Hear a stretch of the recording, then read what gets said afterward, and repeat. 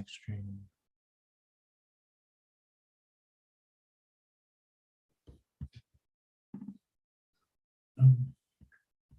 Good.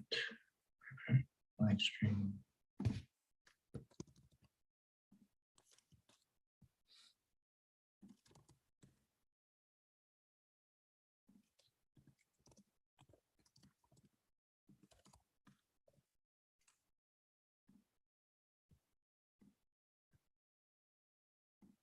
Okay. All right. Good morning, everyone. Hope you guys are doing well. Wow, 25 of you this morning. That's awesome, man. All right. So quick updates as I go through some of the charts this morning with you guys, and then we can open it up for discussion. Feel free to unmute yourself if you want to speak. So good morning once again. All right. So a couple of things that, I've been talking about. I was actually on a previous Zoom session this morning working with another gentleman. All right, let's take a look at the cues, right? So we have a very strong uptrend. I'm actually going to flip over down to the weekly side, okay, and kind of show you guys what's going on here. There's a lot of talk on Twitter about bearish divergences that's starting to occur. So this is the time in the next several days. We got to be a little nimble with the call side, all right, especially with CPI potentially running up the market or dumping on the market. Number one is that we are at a level on the cues, at least on the weekly side, that we are at a kind of a supply zone here, okay? So this is going to be an interesting area, and you can see we're struggling, right, between a 321, 325 area. We dipped down to 318, we roared back up to the 322, so there is buyers here, and buyers, especially with volume here, so you saw that action on Friday. But if we can clear this volume, we're at this juncture where, the 3450 on the weekly is here, right? If it hops over to 328, we're looking at significant strength. You have a volume gap in this area here all the way up to potentially what 367 on the weekly. That's pretty insane, right? I mean, no one could have guessed that this particular bear market rally has been, at least on the S&P 500, about 13% run here from the lows. Now, something to be nimble about, to be cautious of, is we have declining volume on the weekly chart so far, all right, with this particular run up, okay? So what does that tell you? That tells you that, yes, we should still continue to focus on the price action, like, 30-minute chart, 5-minute chart, 1-hour chart, and not to ignore it completely and start, being bearish. But the declining volume is going to be of concern, at least for the bulls. Now, if you guys go ahead and take a look at SPY on the weekly, so we have the same type of action here. We have declining volume on this run up here. So this is what we consider to be bearish divergences. Now, but if you look at the candle structures over the last week that we just had, this is still a pretty good candle structure. It doesn't mean it's kind of neutral, right? There definitely, if you looked at the minute charts on Friday, that there was a lot of dip buyers coming into the market, to buy that, right? Even though the jobs report was too strong, but we're still looking at potentially the break above this 3450 cloud. The next demand zone, or sorry, supply zone, would be up here in the 430, 440s. Which would take us back to this level back in March, April of 2022. So something to be kind of nimble about going forward next week. I do expect, a little bit of chop going into Monday, Tuesday. The market's obviously waiting for the news coming out on Wednesday morning. I'm going to take a personal gamble, if you guys will. Go to investing.com with you guys. Economic calendar. We'll go to this week ahead. Obviously, we'll go to Wednesday. And where is it? Tuesday. Let's take a look at what the market is expecting here. That's Wednesday. Factory orders, the retail sales, CPI is, it's Wednesday, right? Where am I? 5:30 Wednesday. Oh, this is August 3rd. My bad. Okay, hang on. Next week.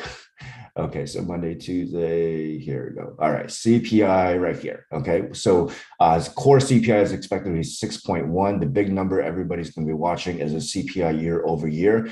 Last month was, as you know, 9.1. The forecast for this coming month is expected to be 8.7. All right, 8.7 is forecast. If the market, in my opinion, if the market beats that, or I'm sorry, if the CPI comes in 8.5, or let's say somewhere around this range, 8.6, 8.3, the market's going to fly. Okay. Now, if there's could be a situation where obviously we exceed this 8.8 or 8.7, it may come in 8.8. As I think, as long as we stay away from this 9%, you'll get that. I think the markets will run up. Now, of course, the easy way to think about this also is that if we hit 9.1, 9.2, 9.3, then it's going to be a repeat of this situation here that we had for the June CPI report, and we took a nasty dip back down. All right, so this dip down here from the top was 12% from the top here. So if I can just make a conjecture, if we are currently floating at 41.45 on the S&P 5, a 12% dip would take us down to approximately back to this low here. Okay, which right about the 36.70, 36.50 level. So that's what's happening in the market going into going into this week. Now let's take a look at going into the cues on the daily side. All right, the daily side, if you include the after hours and extended hours, that's a hammer. It's a red hammer, but you generally don't want to look. You want to take that out and look at the daily without the after hours. All right, it's pretty strong here. Yeah, you could say that's some type of inverted hammer, if you will, on a downside, which is generally bullish, looking like these candles here, just slightly, not completely. All right, but looking like this. And you have Q 1 2 3 4 5 6 7 8 straight days, right, of upside, okay, of green days on the cues. So pretty interesting going into the market. Once again, here you do have declining volume, but look at this volume on Friday.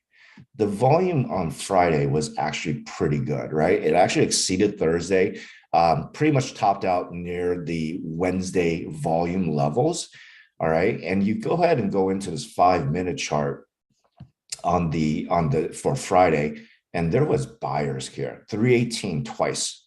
Okay, 318 twice. Why did the buyers come in at right the way that they did? We have a support reversal or support resistance reversal right here. Okay, all right. So that tells me, all right, 318. If it holds this coming next Monday and Tuesday, I'm going to buy calls. All right, let's see a dip on 318. If it starts breaking down, then forget it. All right, the next support is obviously going to be right around this area, which correlates with the daily EMA 100, which is your 312 area. All right, so watch for this. If we have significant strength, then you can expect that 325, 324 to blow over. All right. In addition to that, look at where my blue and black lines. Okay, this blue line here is a downward sloping, right? EMA 200 daily. Okay, and we're pretty close. That becomes a magnet. All right, when we're that close, there's strong, all right, momentum. There's magnet towards that. If we somehow break through that on a good CPI report, man, in the next, you're hopping over a volume gap on the daily. There's no volume. All right, into a supply area of 350s, 340 to 350 is going to be a supply area. That's going to be the next big challenge. All right. I think the market, even crossing over the 318s, I'm sorry, the 310s area from back in late May and June, this strength here, obviously we blew right past that. Okay. You could get a situation where, hey, some bad news in the market. We come back and retest this 310 area, but this becomes a really strong support here from this because we already ripped past it. Okay, so that's kind of my opening thing that I'll say. Be nimble, okay, because we are getting into some bearish divergences. This is a bearish divergence here. All right, we made a high here and we're making a new high here, right? And you're looking at the CCI and it's doing this. Okay, now as I was discussing with someone else earlier, it doesn't mean, all right, that you should be out there fishing for puts. Okay, and because if you've been doing that the last couple of days, you've been getting torn apart. I think the best thing to do is continue watching a 5-minute, 30-minute time frames and just play the trend or play the direction as you see it. I think buying the supports right now makes a ton of sense because the momentum on the market. They say the trend is your friend until the end, right? But you, but we still, someone's laughing at me, but we're like I said, we're still seeing this crazy bearish divergence that's happening, so we still have to be nimble. All right, so anyway, that's how I'm going to open it up. I'm open to questions. If anybody wants to chime in and talk about their charts or ideas, feel free. You know, we're here.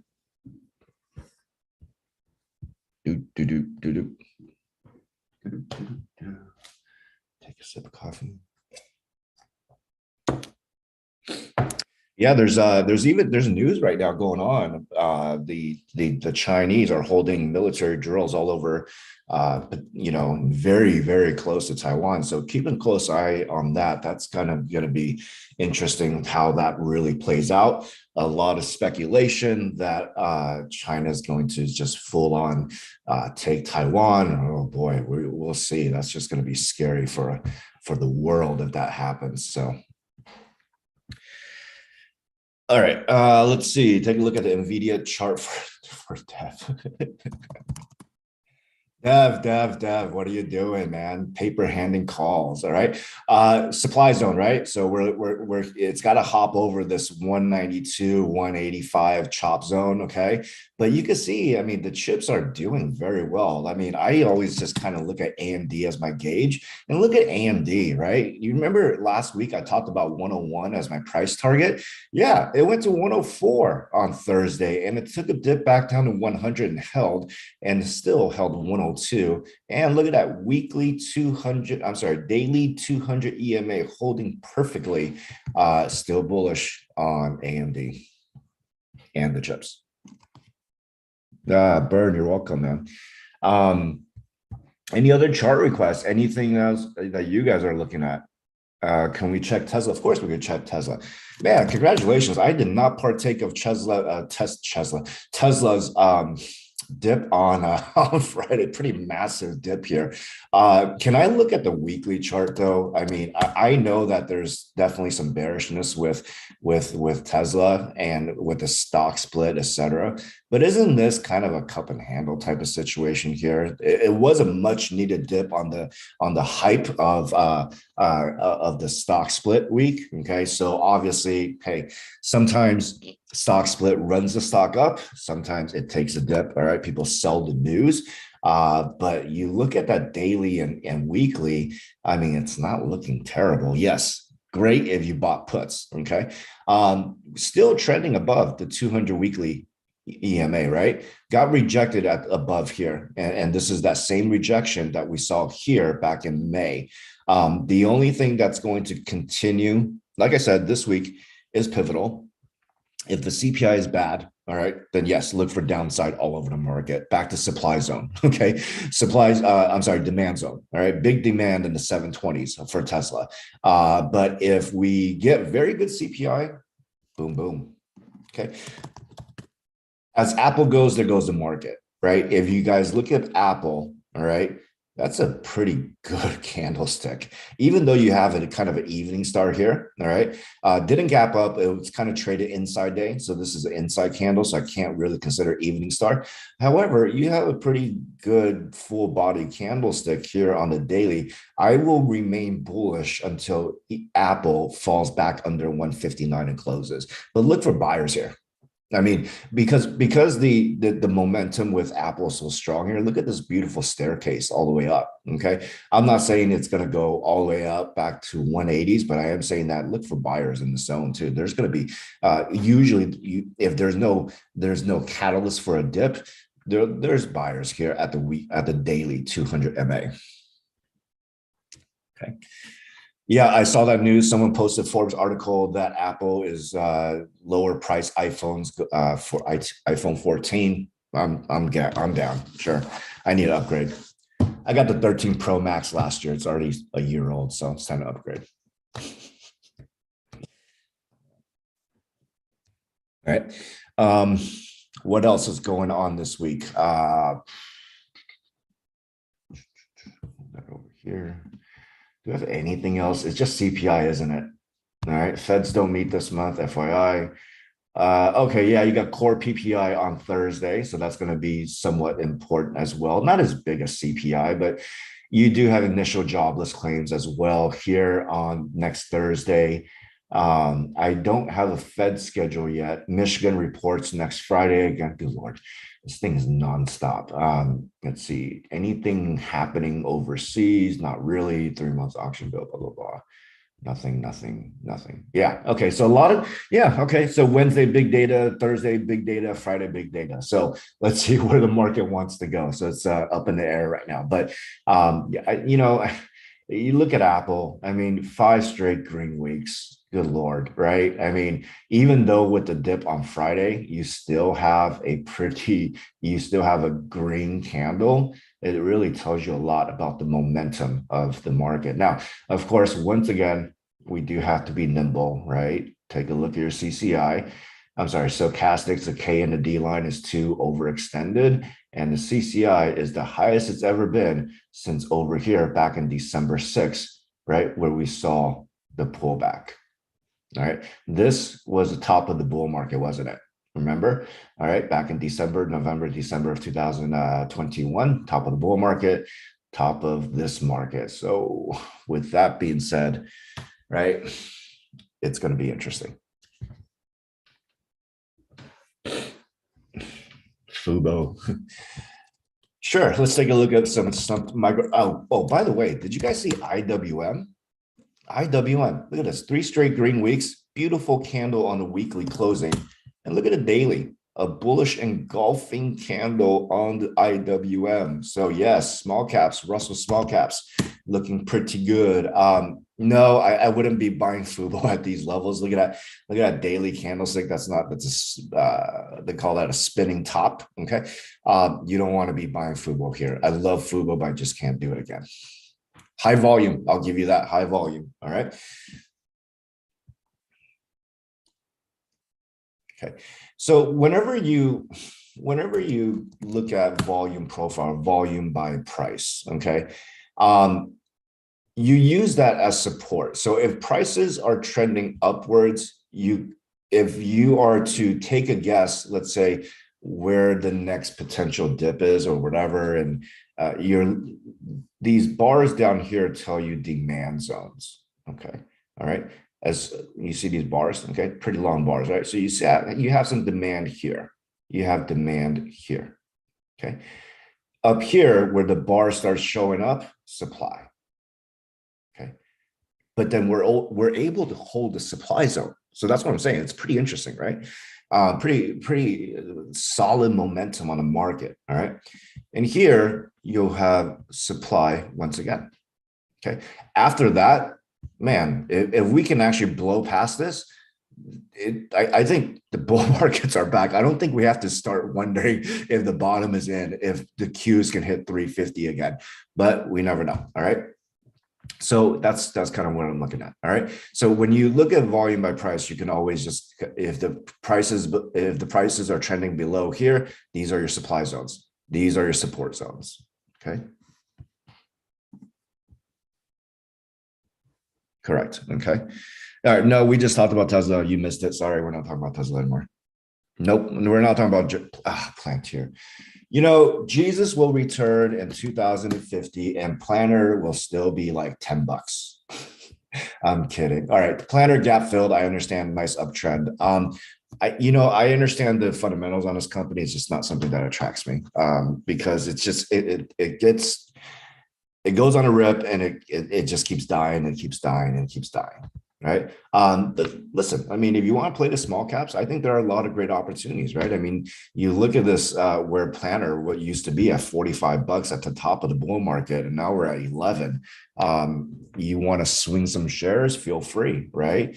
But you're meeting some supply zones here already at $13. Okay. So top is usually around $15. So your risk to reward, yeah, you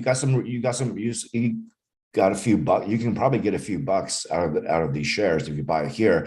But guess what? You're going to meet supply here. All right. But if it can hop over here, right? There's a volume gap here. Okay. Back at POC, daily VWAP, not bad. But look at all your stochastics, right? Okay.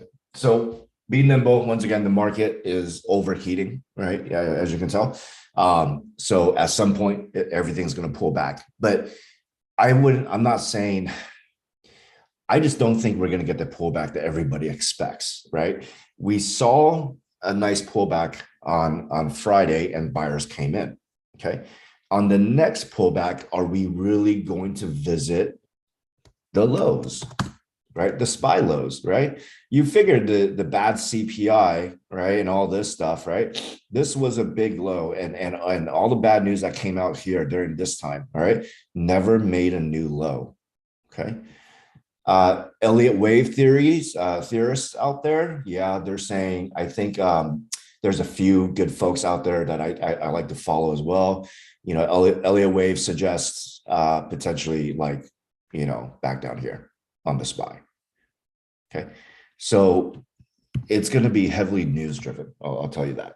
Okay. But if SPY and Q continues to move into these areas, I just find it very hard to believe that we're going to come and make a new low. Okay. Obviously, a lot's going to happen in the world for that to happen. It could be literally, it could be a war with China. It could be, food supply. It could be that keeps inflation continue to go up. Okay. It could be the Fed's literally doing 100 BPS, which I find that hard to believe as well, because the market's actually pricing in 75 BPS right now. Okay. Because of the jobs data, that 50 BPS narrative has now switched to 75 BPS narrative for September.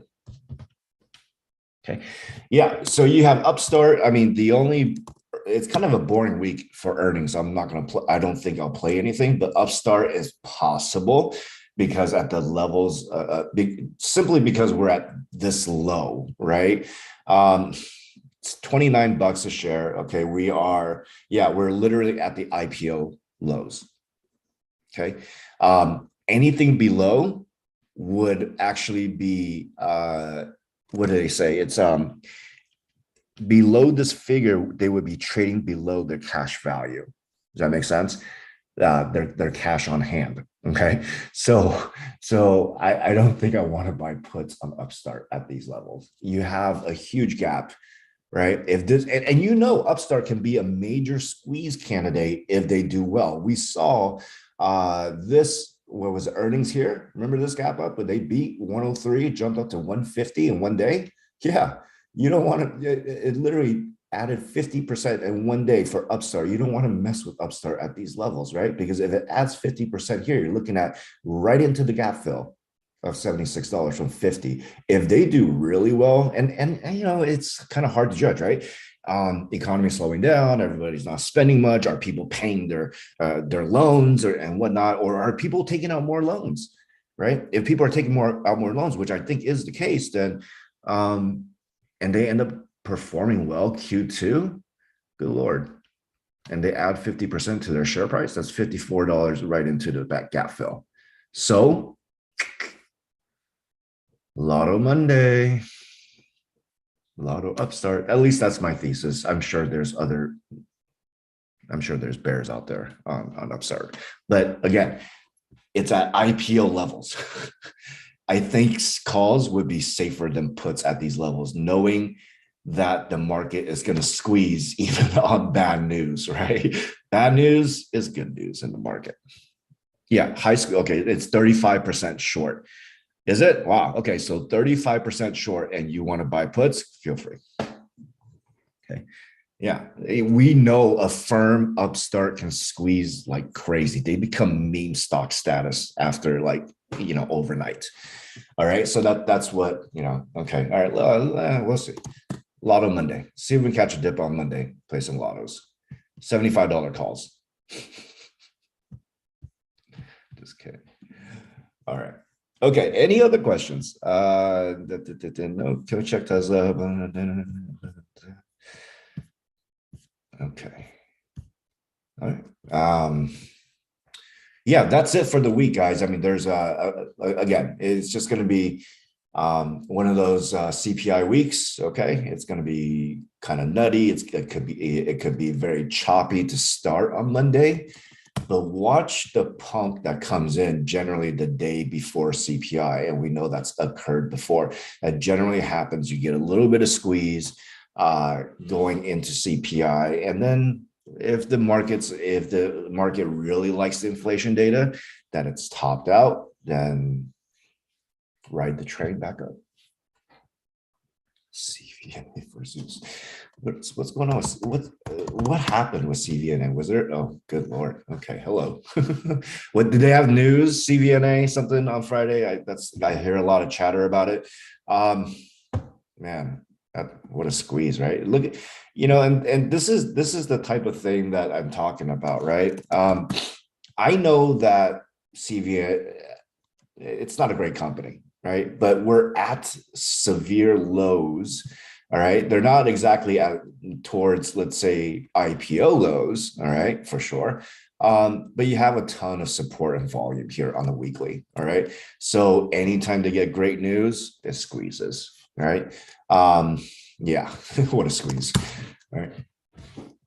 Okay. So careful going shorting on stocks that's already been beat up. All right. Especially in this market where people are looking, especially retail investors are looking for excuses to buy. Okay. And they can squeeze even on bad reports.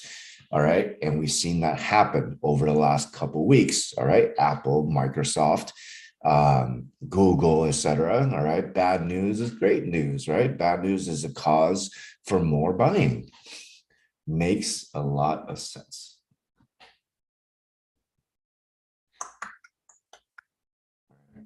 4-hour chart. Hey, I'll pull this up for you guys, and then I think we're done since there's not a ton of questions. All right. Look at this 4-hour chart on the Qs. Okay. This is why I don't go buying call or puts right now. I know there will be a time. Trust me, guys. There will be a time that I'm going to buy puts. There will be a time where the chickens are back in the chat rooms, right? The blow up chickens. Okay. But look at this beautiful staircase. You can't ignore this, right? Remember back last week, we were trending on this middle regression channel. Okay. On this trend line here, it held and then blew up. And we're back at the trend line, but higher lows. Right. Yes, of course, something's going to happen and, we'll come back down to the lower trend line. But look at that. Even if we dip, what are we talking about on this chart? 311, 312 holding. On the upside of this chart is 330, sorry, 330. All right. And you have your moving average 200 right up here, this blue line up here. All right. So this 4-hour channel still looks pretty darn good. Okay. Now, CCI is coming back down a little bit. All right. DeMarker highlights. I kind of started using DeMarker highlights. All right. When things top out, when you start seeing green up here, usually a dip is coming, but it's not going to be terrible. Right. Even with this dip down here, you saw from 308 down to 290 and then rip forward. Right. Look at these cycle lows and up. This is a pretty accurate indicator as well. All right. Okay. Let's see. Yeah, I'm going to probably just play some. Man, I feel like gambling. All right. $50 YOLO calls. Why not? All right. I'll buy a few of those. How much are the $50 YOLOs? Can someone check $50 calls for August 12th? How much are they? Upstart.